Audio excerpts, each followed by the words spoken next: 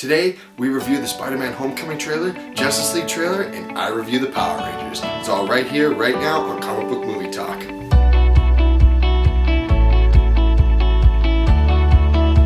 Welcome to the first ever episode of Comic Book Movie Talk. I'm your host, Chris Nugent.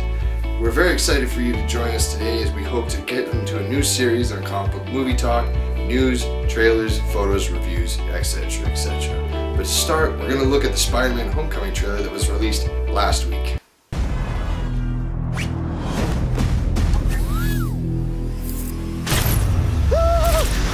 What's up, guys? Just by starters, I want to say that this trailer looks spectacular. It looks a lot better than the first one. It had me a little worried, and I understand that people have their concerns about Robert Downey Jr. portraying his role as Tony Stark in this role. I know a lot of people would prefer Peter Parker to be the natural, he does it himself kind of deal, but with the world building that they've done with the MCU thus far, I don't really see an issue with this, and it makes complete sense, to me at least, that this is going the route. Obviously, I'd like them to continue the traditional way of Peter understanding, growing, developing his own technology, but because we've had two previous franchises of that already, I just think that it's about time that we move on to something a little bit else, and what better way to do that with the MCU. I must say though, I'm very excited to see this film.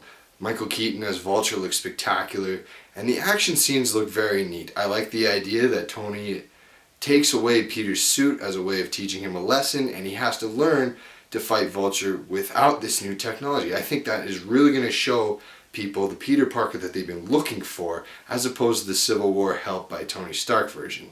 I understand that he may have a Jarvis kind of robotic thing going on in his suit, but I hope that they don't use that too often. I hope that when he gets the suit back, he understands that he can do it without that kind of assistance, without the so-called training wheels. Guy is still out there. I've just got to do this on my own.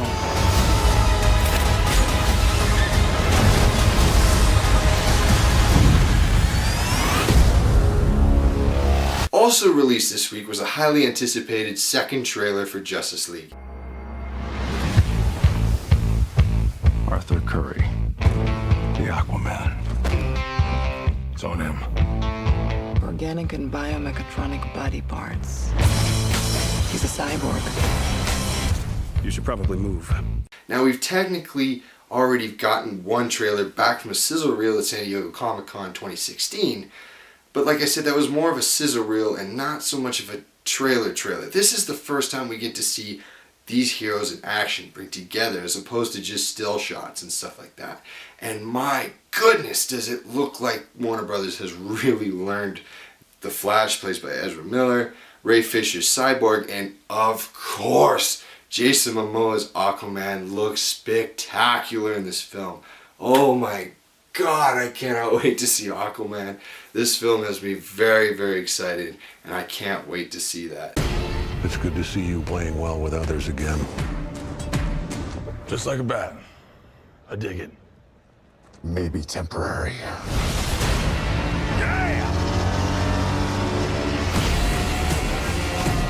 Also to note, J.K. Simmons as Commissioner Gordon looks also quite impressive. To be honest, he looks pretty sweet. In fact, they all do, and that's one thing I'll give a lot of credit to Zack Snyder for. He can really rip things out of the pages. Anybody who's seen Watchmen, Man of Steel, even Batman vs. Superman understands that. And yeah, there might be issues with his story structuring ability, but that really falls on the writers and a bit of him at the same time. But man, can the guy craft a visual piece. I'm very excited for Justice League, and I can't wait for November to roll around.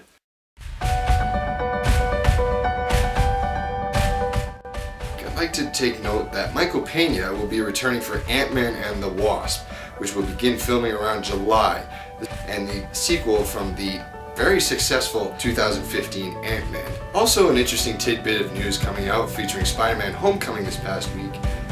Amy Pascal, one of the producers over at Sony Pictures Entertainment, who came out and straight up said that we are most likely not going to be seeing any more further inclusion from the Goblin family. This includes the Osborns, specifically Norman and Harry. This is interesting, as I kind of really wanted to see Oscorp play a much bigger role in the Marvel Cinematic Universe. Amy Pascal also revealed that by the time the Spider-Man Homecoming sequel comes out, Sony Pictures will have the opportunity to revoke the Spider-Man writes from the MCU, which is very interesting, and I hope that they realize that Homecoming has enough success in Infinity War with Spider-Man's inclusion, and then obviously the sequel. I hope that they get the idea that this guy should really just stay here. Possibly the most interesting piece of news to come out the last week was the announcement by Warner Brothers that Joss Whedon will be taking over writing and directing rights of the Batgirl solo film.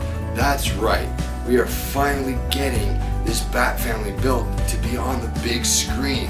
After so many years of seeing teases of Robin, Nightwing, all these other characters, we might finally be starting to get these guys on the big silver screen.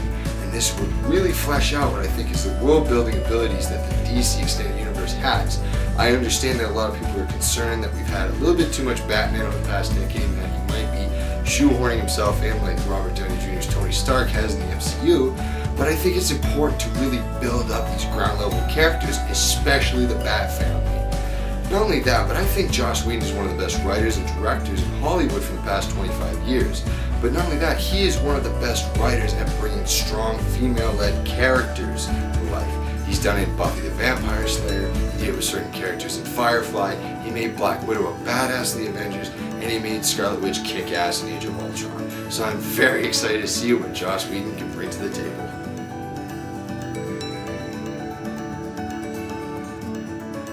This week I got to check out Mattel's new live-action adaptation of Power Rangers.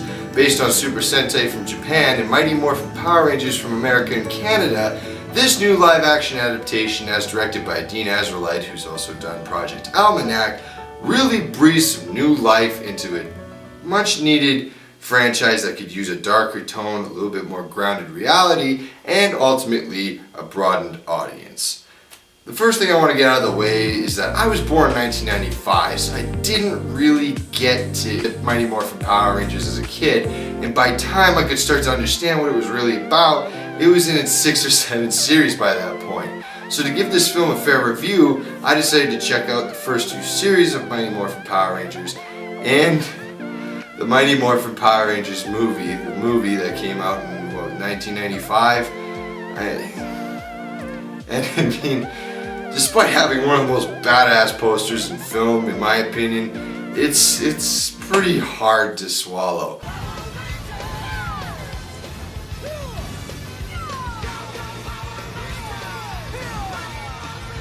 But I digress. This film actually does a really good job of introducing the mythos of the Power Rangers. I think that this film does a spectacular job of understanding what the coins are all about, how their training regiments are done, what Zordon's mentality is, what his motivation to get these new Rangers is, and you also get a fantastic dynamic of each of the characters. That brings me to my next point, the actors in this film. They didn't go out and cast pretty faces just for the sake of getting pretty faces. They went out and cast actors and actresses that could actually act. They're character actors in this movie, and it makes such a huge difference in comparison to other films that have come out in the recent years. I mean, I could just name off examples like that and you would just know exactly what I'm talking about.